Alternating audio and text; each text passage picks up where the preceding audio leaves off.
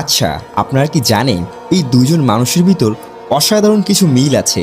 আমি এই বিষয়ে ডিসক্রাইব করতেছি। বাংলার শিরোমণি শেরেবাংলা একে ফজলুল হক ২৬শে অক্টোবর ১৮৭৩ সালে বরিশাল বিভাগের বর্তমান ঝালকাঠি জেলায় জন্ম নেওয়া এই মানুষটি শুধু একজন রাজনীতিবিদ ছিলেন না, তিনি ছিলেন বাংলার মানুষের কণ্ঠস্বর। নেতৃত্ব, সাহস ও ত্যাগের মাধ্যমে তিনি বাংলার মানুষের অধিকার, মুক্তির পথকে আলোকিত করেছিলেন।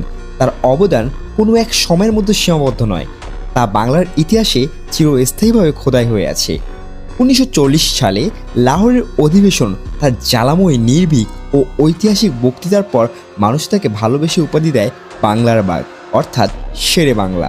এই উপাধি কোনো ক্ষমতার দান নয়, এটি ছিল জনগণের রায়। ঠিক তেমনি বরিশাল বিভাগের ঝালকাঠি জেলার নলছিটিতে মাটিতে জন্ম নেওয়া বিদ্রোহী বিপ্লবী শরীফ ওসমান গনি বিন হাদির মতো এক তরুণ সময়ের ভিন্ন প্রেক্ষাপটে সত্য ও ন্যায়ের পথকে বেছে নিয়েছিলেন।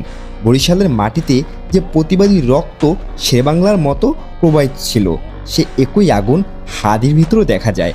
তিনি ছিলেন আপোষহীন, প্রশ্নকারী, অন্যায়ের বিরুদ্ধে দৃঢ় অবস্থানে অটল। বাংলার মুক্তি ও ইনসাফের প্রশ্নে তার অবস্থান ছিল স্পষ্ট ও নির্ভীক। এই দুই সংগ্রামী আত্মার স্মরণ আমাদের হৃদয়ে চিরদিনের জন্য অনুপ্রেরণা হয়ে থাকবে।